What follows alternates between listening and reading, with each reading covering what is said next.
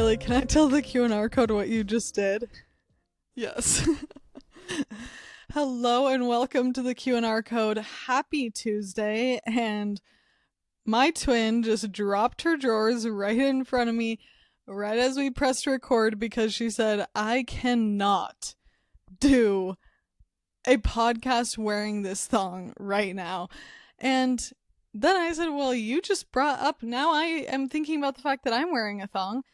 And I have been thinking about thong usage and how I can't believe for the past truly decade of my life, I have been a majorly daily thong wearer. Like, that has just been my underwear for this long, and clearly it almost feels comical to me to bring that up because not talking about thongs, but that fact just seems so crazy. I'm like, why?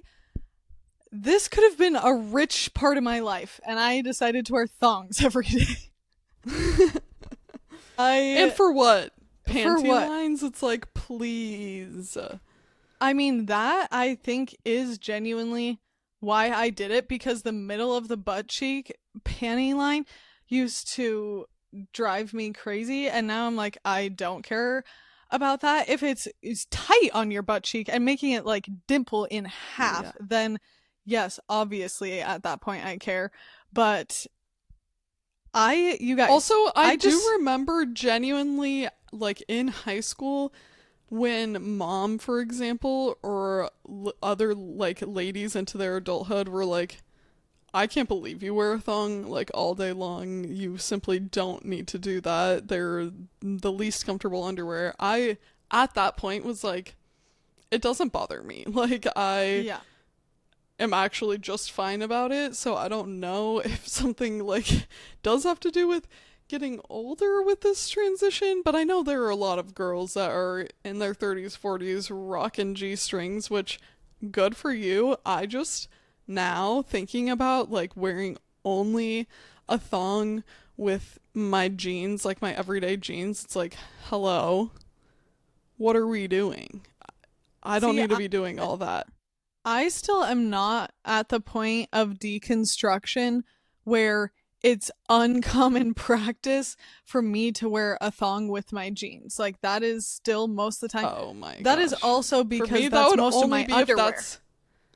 Yeah. I still haven't okay. replaced. I need to get my ass to replace my underwear because I just am still having all those thongs, and I don't think it's a terrible thing. There have now been days. Okay, you guys, welcome to the podcast, and I am not done talking about this. Let me get out my thoughts on this and then we can move on, okay? I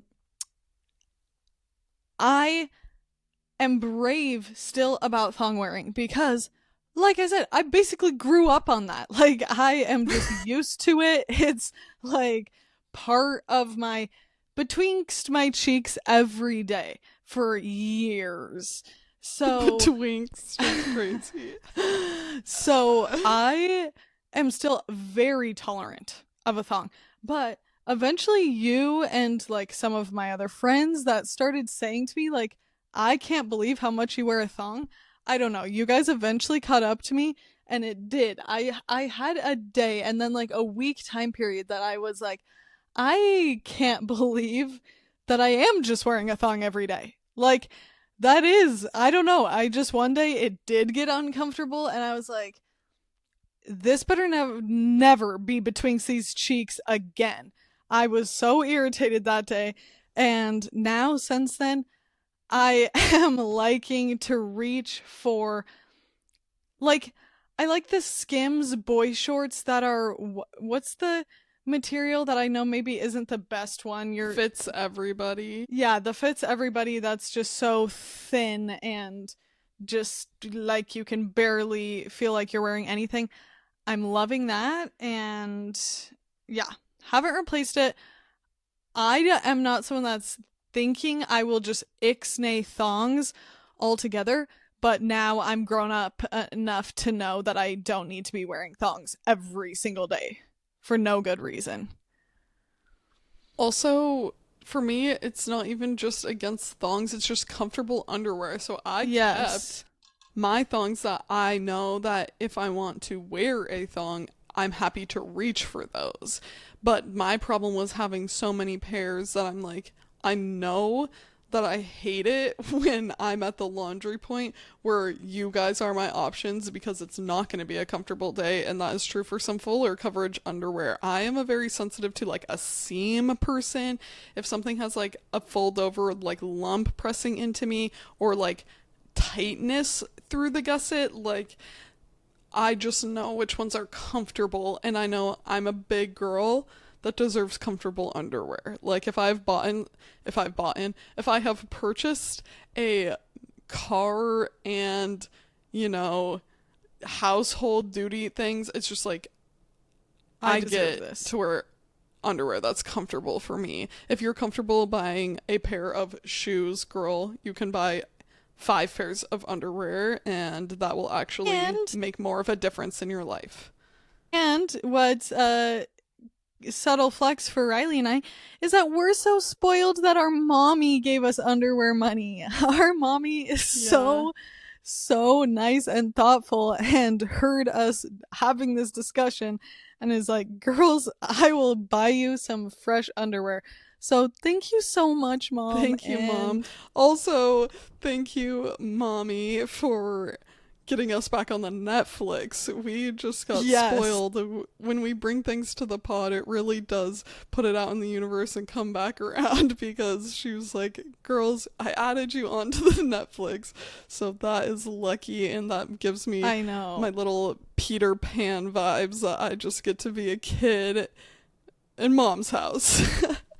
I am very uncomfortable with the idea of freeloading and like which me being part of the Netflix subscription isn't really Yeah, that is freeloading, not exactly freeloading, and but we're allowed to be honest about a nice little thing. exactly. I'm like, hey, Riley and I acknowledge that my mom doing that type of stuff and our parents taking us, the fact that we just got to have a beautiful Christmas vacation and everything, like I don't take one Spoiled. second, one moment ever taking that for granted. I'm like, we are spoiled. We are so lucky. We are privileged to be able to have these things. And I feel so grateful. And my mom has also reached a certain age that now she just is like, growing up, we were, of course, always taken care of and treated excellently, but we had definitely like spending limits of this is what's the back to school fund, and anything outside of these basics you guys can earn from the time we were little doing lemonade stands. And then we started babysitting when Riley and I were like 8 with our mom helping us. And then we started obviously all the selling jewelry and doing photo shoots and all the things that ended up making us money throughout like elementary school through high school.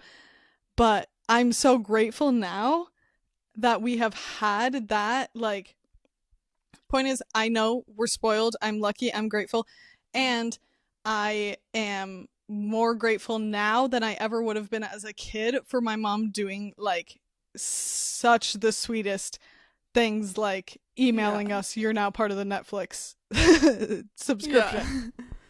I would way rather be spoiled as an adult than as a kid. Yeah. You're like, As a kid, oh, this is everything is awesome. already, as a kid, it feels so much more like life feels more You kind of feel casual. like I'm going out of my way when you spend your own money on yourself. Like if we bought ourselves a treat or whatever, you're like, that is coming out of kind of like my special situation, and also just the idea of keeping money like in a little hot cocoa can vibes. And this, then you're like, how much money do I have, and you go and count it, and that's like all the money you have in the world. I'm Yeah. like, I love that vibe, how I'm like, I'm keeping track of my assets much more tangibly than I feel like I am now.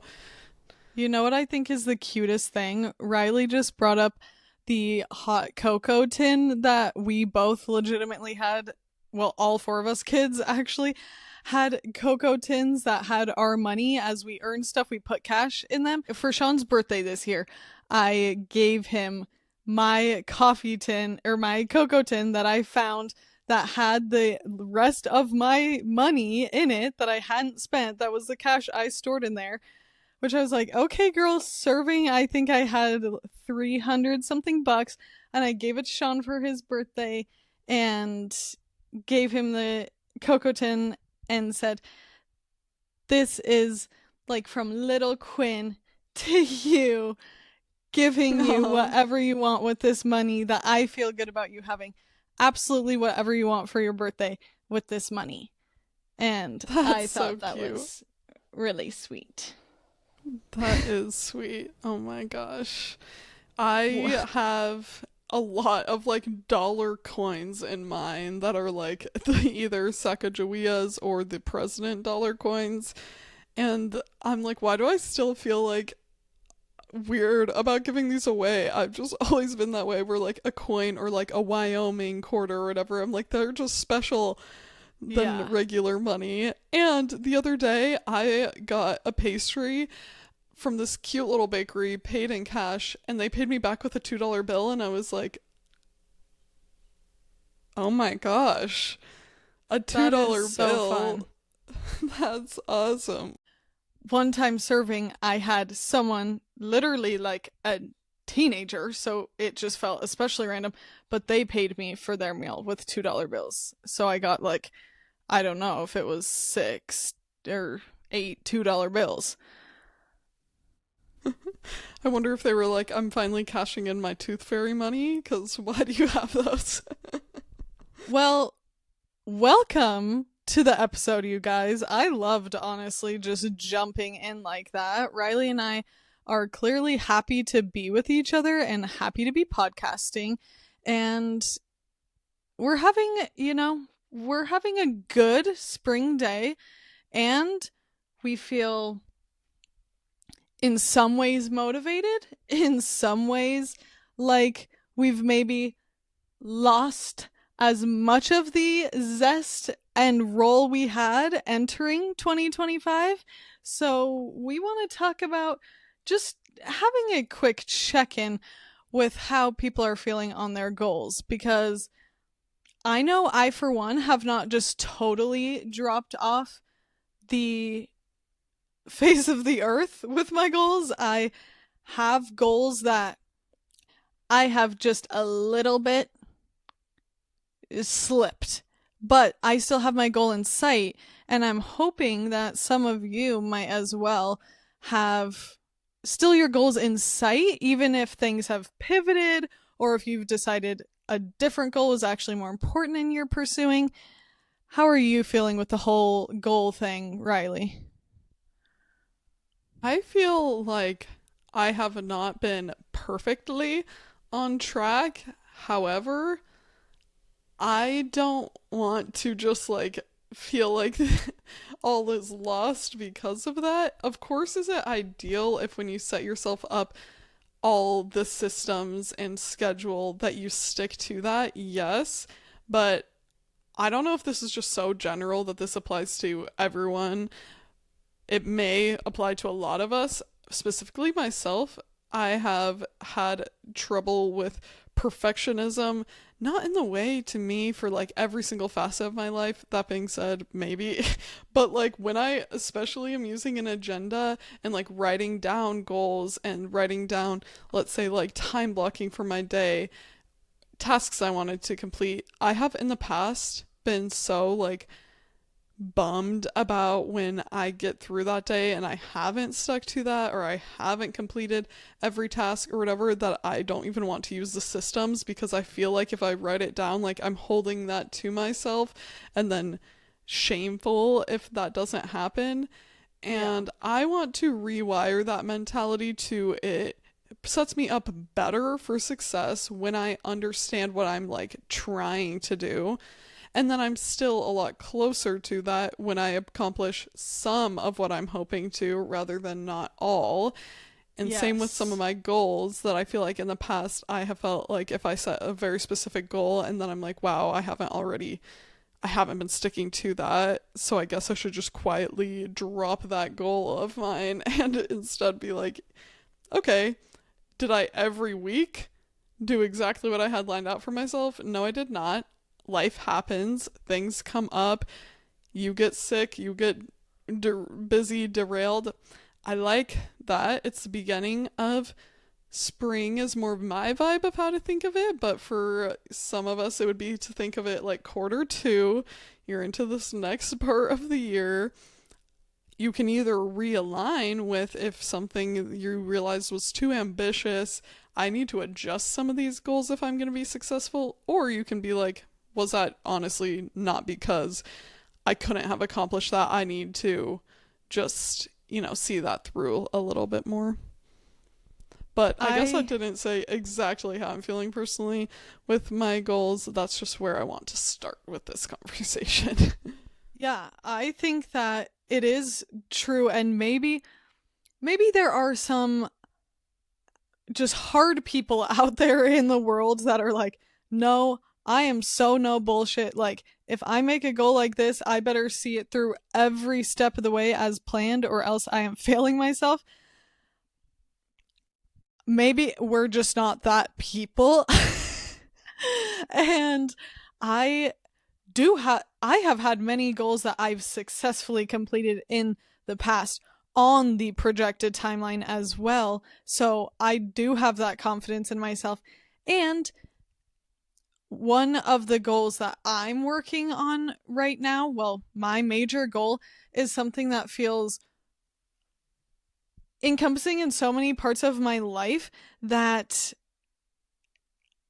maybe a goal for me, like having a goal to run a half marathon, which I have made a goal in the past, that feels a lot simpler in my brain to for sure by the like 3 month timeline have accomplished that goal because that is such a set, which if we go back to our goal setting episodes talking about Mr. Andrew Huberman, doctor, I'm so sorry. Um, he he really would encourage you that your goal is extremely tangible in that way. So I know what I'm talking about for my goal is just maybe a little more head in the clouds lofty than you'd typically recommend for a goal, but it is what I want to be working on right now. And I know for me, it's going to be just a more long term work in progress that I don't see. I definitely didn't expect myself by quarter two to like have perfected this task or this goal of mine.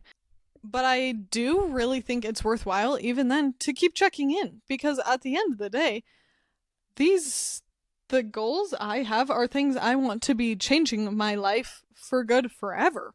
So it's not like it's going to stop being important anytime. It's going to remain a goal in my life. So I feel like continuing to check in and have moments of reflection, like, yeah, that is a goal. How can I re-hone my arrow back in on this and make sure that I'm approaching it in the most productive way possible? And what I think is most important with goals, I find for myself, is that you're not setting goals that then it becomes like truly by the next year, like you don't even remember what you had set for your goals for 2025. Because maybe if you can't remember, maybe you're probably setting too many goals. I am trying to move forward with a very specific goal in mind, and that has been key for me to feel like I have the thing to keep checking in with and know what's on my plate and on my mind. I think that that's helpful. Also, to my point about writing things down, I do feel like it's much more helpful for me when I write something down and keep track of it a little Yeah. bit because when our minds are just inundated with so much information all the time, even when it's something that's really important to you, if you don't have that specific language right there, you can kind of forget, why did I set this goal? And when you have those moments of feeling like, I realized that something is important to me enough that I want to create a goal around it, a lot of the times personally, I feel a lot more clarity then. And if I write even a very short sentence or bullet points down about that, it's beneficial because I've already done that thinking. However, I have felt, just to return to my earlier point, in the past, like a hesitancy to do that because it makes it so real, and having it down on paper, I'm like, oh my gosh, I feel so held to this. But maybe that says something about me wanting to hold myself accountable. Why should that be such a daunting thing? That's okay to make a plan. It's also okay if goals change over time, or because you're someone that has a growth mindset and you want a lot for yourself. Sometimes you do have these ideas of a lot of things you want to accomplish, and that they aren't all going to be the goal that actually has your full focus at the moment. Me saying I have one major goal is literally such a bullshit lie statement. I don't know how I can even say that. That's how I I guess felt, but I think I understood that what you meant is that might be, you're devoting a lot of that like time and thinking about your goals and what you want to. like the goal I'm thinking of is the thing that I thought of when we reintroduced the goal topic before the new year and spoke about goals. That is this thing. But I have goals for my horsemanship. I have Mm-hmm. goals for tattooing. I have goals for the podcast. I have personal goals. Like, so of course I have way more than one goal. That's not I feel like just forget I ever said that, but having this thing in my mind, clearly it's like the top priority goal is maybe what's the case about it that sets it apart. Is it is my top priority goal right now, even though I have other very close runner ups of things I want to do in life. And I'm making that's the type of thing though that like I don't know. This is maybe a conversation, part of the conversation I just don't really understand because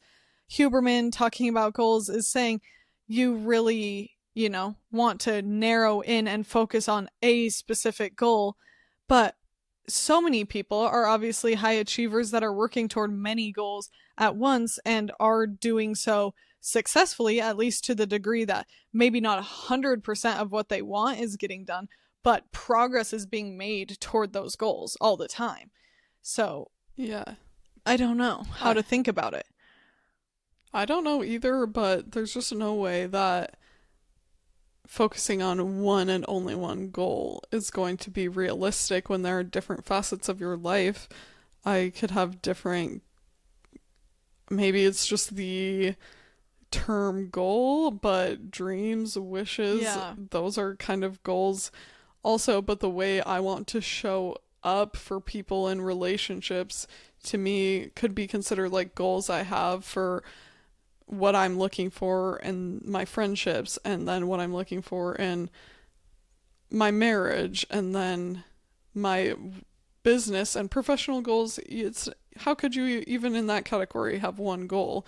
Do you want more things out of like your life than that? So I don't So, know. I in conclusion, that's making me feel like just a reminder we are not the goal authority. We are not goal experts. We are gals with goals, and we do make action steps toward them, and we do succeed at our goals. So that is I'm a our proponent of goal yes. mindset. I believe in goals. Anyway, so I just think it's a good reminder, one way or another, to just have a check in with yourself, not in a way that's being judgmental and mean and negative, but maybe just being honest and like, hey, do I want to steer myself back in? Do I need to get back out my journal and start doing my daily brain dump. What is it that's going to help me succeed with goals? Because at the end of the day, I think they're things we are doing to become better or more healthy or happier people. So that's why we set goals in the first place. I will reiterate that I think that this is such a good time for that with the natural rhythms of the world. If you're like us in the northern hemisphere headed into spring, I just I don't even like saying taking cues from nature because I just so believe that we just are nature. We're Yeah. just creatures, but our language, English, has such a dichotomy Separates between us. like humans and nature that it's funny to talk about. But just my body, what my little spirit wants to do at this time of year anyway, is like awaken, renew. I see little these little daffodils and tulips and everyone that are just getting so much energy, and all the plants beginning in my garden and stuff. I'm just like, I feel so motivated. I am so in that energy with them now that even though the time of like the New Year's resolutions and things are when maybe some of these goals were more taking root, it's okay that that was like a slower start. I was in winter vibes and I am ready now to reapproach these feelings. And I also just love, I don't know, I love the energy that I am getting from this spring. Something about like watching these blooms, these beautiful flowers on the trees turning into leaves and things. I'm just like, yes, girl, same. I'm on this evolution journey with you. And that is something we can thank where in the world you live, because clearly, as you know, and as you stated, I believe, on your Instagram, you used to know spring more so as a period of mud season, and now you Yeah. have just a much different, just bountiful, beautiful blossoms all around you, and a much different just going to the farmer's market in March. Like, that is such a romanticized way to get to live spring, and I feel very privileged with my spring in Colorado as well compared to other places like Wyoming. Wyoming, I love you so much, but I will be honest that the spring elsewhere maybe excites me a little more. But I have been feeling like with this change of season, I'm ready for my change of wardrobe.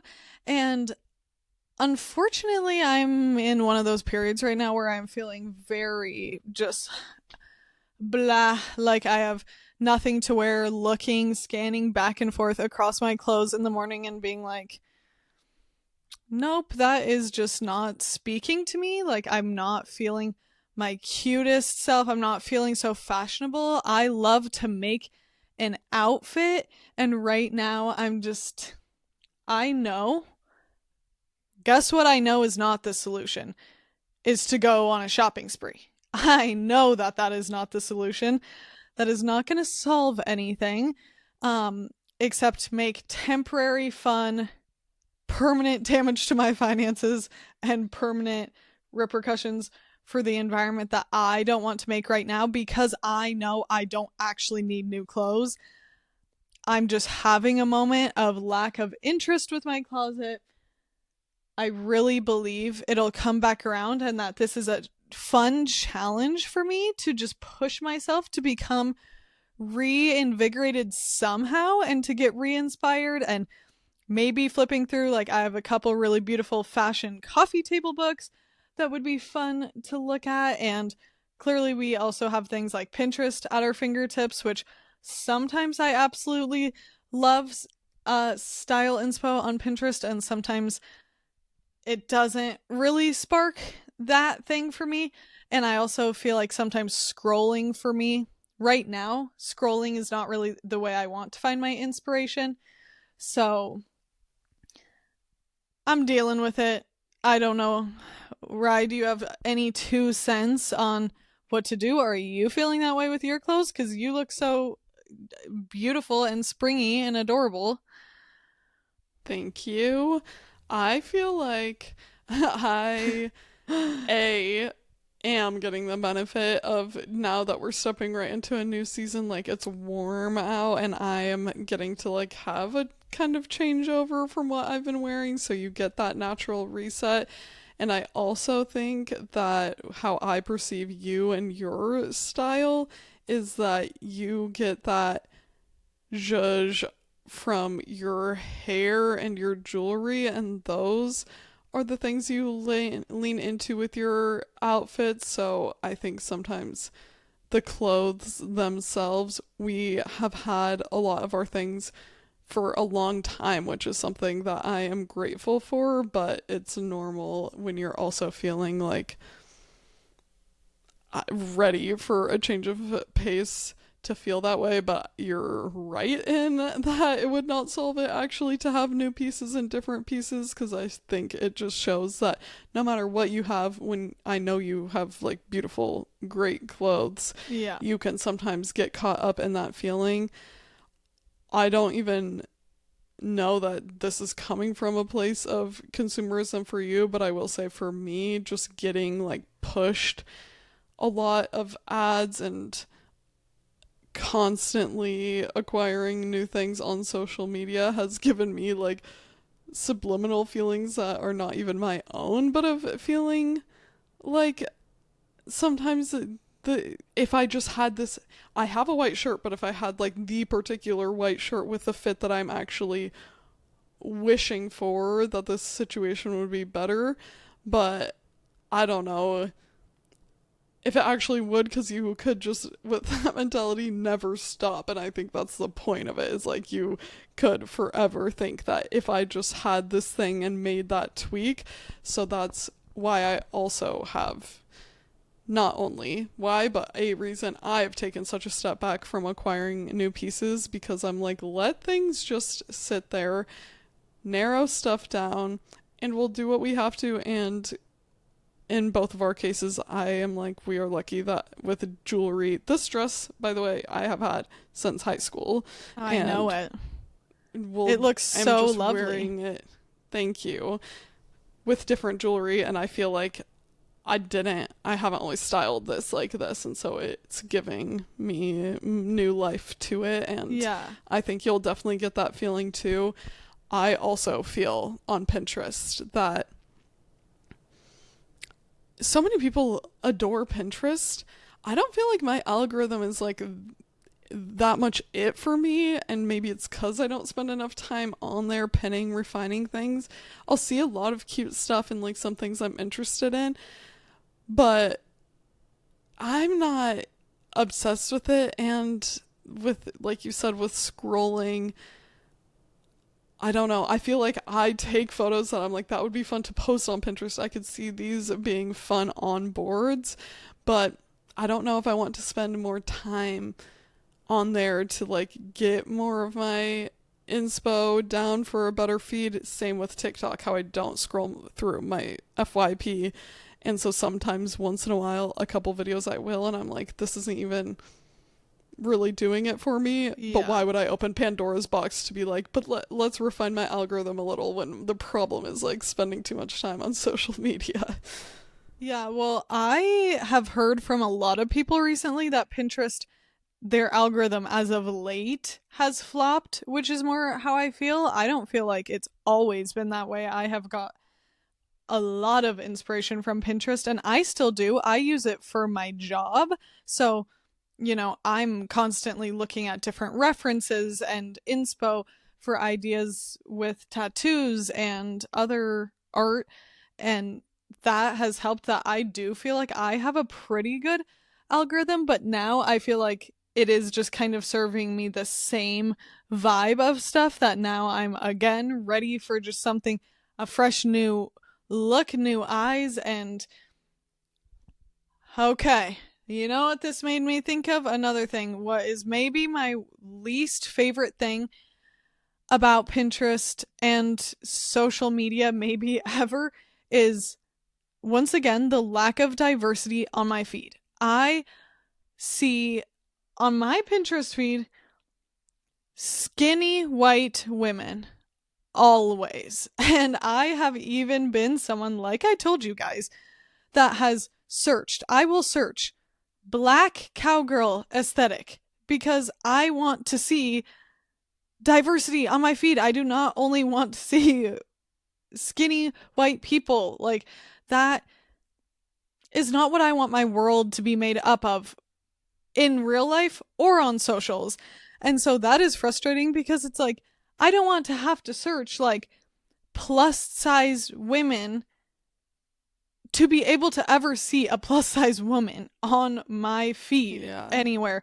And that has got me thinking that I am feeling sensitive right now, as I should, and I deserve to, about how often I am hearing, now that it's spring again, about getting your body summer ready, or you're starting your workout because you want to be able to be shirtless. You want to be able to run on the beach without your fat jiggling.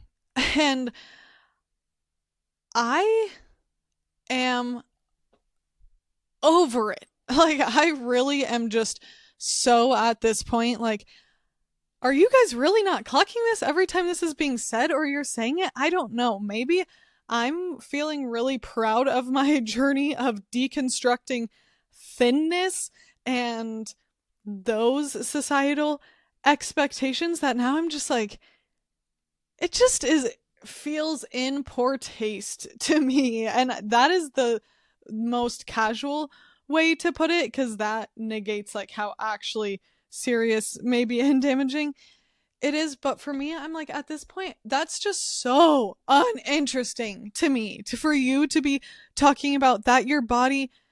And it makes me sad for you. You're not the enemy here. If you are someone that is having these insecurities about your body, clearly I don't think it's individuals are part of the problem, but it's not individuals' fault in the first place.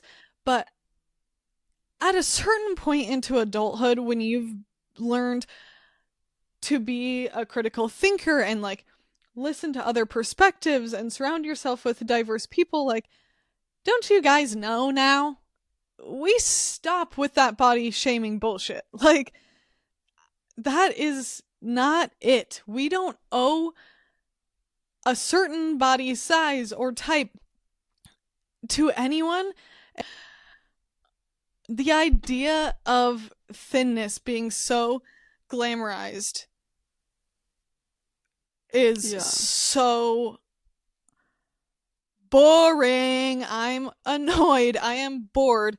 I am so glad for some awesome content creators I found recently. I don't know if you guys have heard of Samira.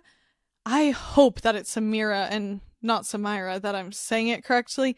But it's Samyra. She is a super awesome, talented singer, and she is into fashion, but she's a content creator, and she's plus sized and advocates for plus size sizes to be in stores. Right now, she just released a awesome, like, I don't know if it would be called a diss track, whatever, I'm so not cool with the lingo, but she recorded the most fire diss track for Beyond Yoga, because Beyond Yoga has literally taken away all of any of the fun plus sizes. Like, there's a few, and they say, they're like, oh no, we have plus sizes, and it's like goes to double XL, which you should know that double XL is not plus sizes. That's where you get up to 2X, 3X, 4X are plus sizes. And they keep saying that they're inclusive sizing, and Samira has just been calling them out, absolutely clapping back in such a diva way. I love that. I don't know if I've seen her videos or not, but I don't recall. I do agree that it's just said so casually with so many things that clearly fat phobia and also the tying of like thinness to moral integrity and stuff is in so deep, but I just get surprised how often it occurs in life where I'm just trying to like get a freaking slice of banana bread or something, and somebody you don't even know in line, a stranger, will be like, "Oof, we will be paying for this in the gym later, right?" And I'm like, "No." And it's weird that you feel like saying that to me. No, I'm just eating food or whatever about like probably gonna have to cut down on the sourdough for the summer. I'm like, that's not gonna happen. Please be very serious. And why should I? Like, I don't know.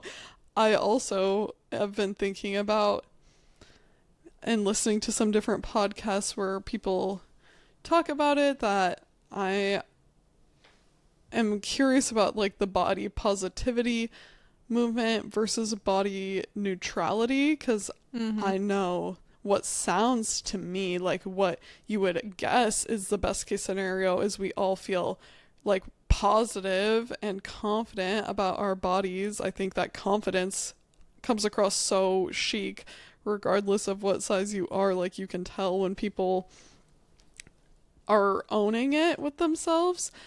Um However, I've also been hearing different therapists and just people in general, I think, talk about how sometimes that isn't always like an attainable goal, and it would actually be really good if we all just like stopped putting so much weight and it wasn't like, oh, this is hot and this is hot, but it's just like you can just be in your body and it doesn't have to have such value attached to it. Yeah, I think that's the point, is that people feel like the thing was body positivity and now it's more come around like neutrality is the ultimate goal because of the lack of value judgment, not being like, because you can be obviously a super skinny thin person and have body positivity because you are glad that you are so thin, even if it's not actually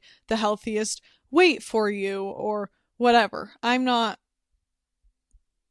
shouldn't speak too much on these terms because obviously I'm not a professional, but my feeling is just I want everyone to feel happy as much as they can or neutral about the body they're in, and it just doesn't feel that way when I'm hearing so often in my personal life and on social media and podcasts these comments about your summer body being thin, not eat, you shouldn't eat that, feeling guilty about that. Like I don't have the perfect answer, but I do think bringing awareness to it, even to me, that's probably the most helpful thing I can do, is bring awareness to it, because I think a lot of people do not realize how many times in a given day or week they are saying something deprecating about their body or someone else's body,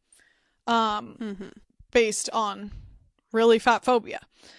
If you didn't know, you guys are on a bit of a social activist podcast that we can't help but say how we believe you should like be showing up and doing better, or this is what Riley and I think Riley and I should be doing. I'm not going to tell you what you should exactly do, but I know that showing up and trying to learn and be better, so following a creator like Samira is helpful for me, because so often, like most of the creators I follow, they're not even bringing up mention of plus sizes not being in stores. A lot of people don't have to think about that or choose to think about that and don't advocate for seeing plus sizes. And I think that it's another important thing for it to just be on our mind, because fat phobia affects everybody, like Mm-hmm. transphobia affects everybody. And ableism, I think, yeah, sometimes we think that we can escape the consequences of discrimination and, honestly, to me, just being unjust people to one another.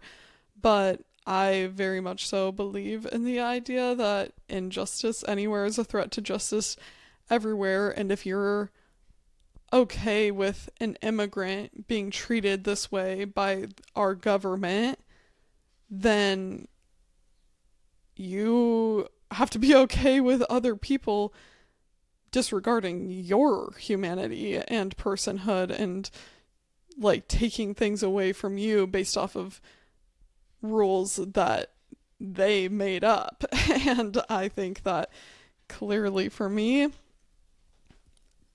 my moral compass is something that I try to pay attention to, and I feel like we deserve to take care of each other and this earth. I think that's what nature's designed to do, that we should be thinking of each other. I'm just not an every man for himself kind of gal. And Totally. I think that a way that we can care for each other is by trying not to put our own issues that we are working out onto other people in an unfair way. Clearly, our own traumas and experiences are going to inform who we are, but in things of making comments about how, like, about other people's plates and what they're choosing to wear and these different issues, how they look, their skin, things like that, that it's just like, that's avoidable harm to cause. That, of course, I don't think that I cause no harm, and to never like bring my own shit into a situation and have that be kind of put on someone else, especially when you get closer to me, like Brayden and you, and of course those people in your life kind of do get unfairly your traumas or whatever it is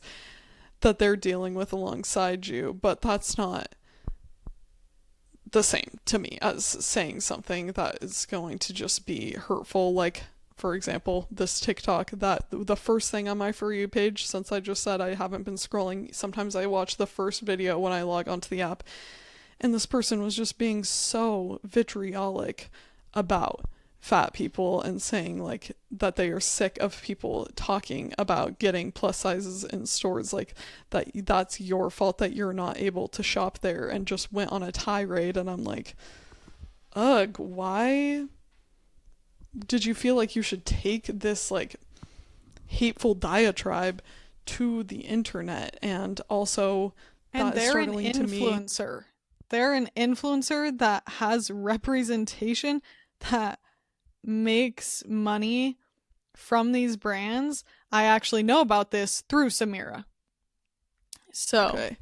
yeah. Yeah, I just thought, wow, what a weird thing to say ever, but especially on the internet. That to me is rage bait, where I'm like, you're just trying to get people here because you know you're saying something very inflammatory that is just not productive. And even if you have those thoughts, like, that's your thing to work on, is that you like blame other people for like discrimination happening to them, and not holding like giant corporations to a higher standard of like taking care of each other. That's not something that I can relate to. And that's that on that. Do you want to know about the thong between my butt cheeks? Or do you want to know how I feel about fat phobia? Well, you can get them both here at the Q&R Code podcast, weekly every Tuesday. Exactly. Also, if you are not watching this on YouTube, I cannot let this episode go without bringing up the most adorable daffodils from my neighbor's yard that have been giving me that flower power. If you are like Quinn, or someone in a situation where spring isn't really springing for you, live vicariously through me. I will be updating my TikTok and Instagram with more flower content to hopefully make that not a jealous thing for you, but like a, oh, this is happening in the world thing for you, because I have every day just been on my daily walks with Roger, like, cute. The dogwoods just started blooming. The That's so magnolias are awesome. now like coming around to kind of the end of their petals on, but uh, just the lime, the like richest lime green leaves against little So pink pretty. flower blossoms as they're changing over. Ugh, so pretty. That is the type of stuff that you just truly feel like my eyes are overwhelmed with beauty. Like, just wow, it is amazing how life can just daze you. Um, totally, this is a huge pivot. My poor goat got his face bitten by a poisonous spider, seems to be our best guess and the vet's best guess of what happened. And one side of his face, you guys, is uh, ballooned out. Like, it is so immensely swollen. His eye is swollen shut at this point, and his nose is just running snot, I hate to say, just out Ugh, how of dare it. you? What is the term? What's the scientific term? Somebody tell me, because I hate the. Mucus? Is it mucus when it's from the nose? That's what I thought. Or is that just the mouth? Okay, well, No. mucus is also horrible, but anyway, it's so Yeah. sad, you guys. He can barely eat anything. We've been having to go out several times throughout the day to try to just give him a few pellets at a time and some nutrients that we're having to squirt into his mouth because he just can't eat and chew and move his mouth, and he's so uncomfortable, and it just literally makes me so sad to see my baby like that. Mm, And the that thought, poor fella. poor guy. I'm just like, why would you do this? Have you found like a spider's nest or something in your barn? No. But Sean is going to do, thank goodness, it's moments like this that I truly thank goodness I have a husband, and you single ranchy women out there, I never ever discount how much hard work you do, because Sean will do the Tough as barbed full wire. goat area clean out.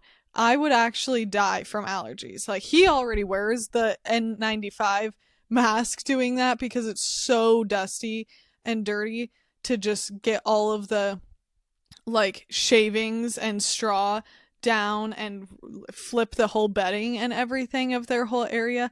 So he was going to do that this weekend, but I mandated that he rest from some ranch work because he can't stop, won't stop on ranch work all the time. And I thought that he should try and enjoy his weekend a little bit more.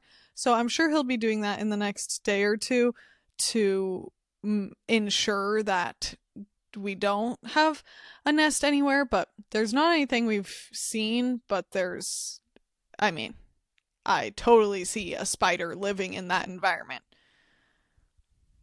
I see it for them too, and it's nothing against the spiders. They do important work, but you just can't be biting my goats, swelling their face into oblivion. It's so bad and it's uncomfortable, and I'm sorry for you guys. That is just the damn of having animals. Once you get to a certain amount, I'm like, can you guys ever just have a long period of everyone doing good? But obviously, you do have periods of everyone doing Yeah. good. It's just really hard. Even with Roger, that he recently has had several things happen. This morning, he threw up just from a Same little with thing. It's Pink. not like it even really. Yeah. That's cousin vibes. Not like huge issues, but I'm like, it just hurts for me when you're not well. It hurts for me for my plants when like their leaves are wilting and I'm trying to help them. I just repotted several of my indoor plants yesterday, so that was a good springy vibe for me. And that's a Yeah, spring spring cleaning thing refresh. that that felt great because it's like not only is that productive and I feel so accomplished because a couple of my plants I let them go too long without getting new soil and they were starting to be like, "Mommy, ah, can't breathe so good." And so I refreshed those, which felt so great. Um, you know what else I did? Turn my mattress, wash my mattress topper. And Wow. I felt really on top of my shit doing that. That is good spring cleaning reset stuff. I also just washed my washing machine, which Yeah, feels really nice, nice. and take out the filter and stuff in the dishwasher.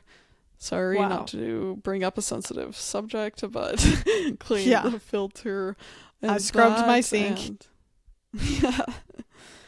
Oh, that's actually an update that I don't know how many people will care about, but I'm excited that I got a dish soap bar instead of a pump soap because I just am feeling a reinvigorated feeling also of going less waste. And something that I used to do a lot was like use shampoo bars and bar soaps and things, and then I kind of fell out with that, but now I'm trying to remember which ones I like and use because I do love having lower packaging. I just don't ever feel good about when I feel like Brayden and I, for two people, are putting out like a high volume of trash.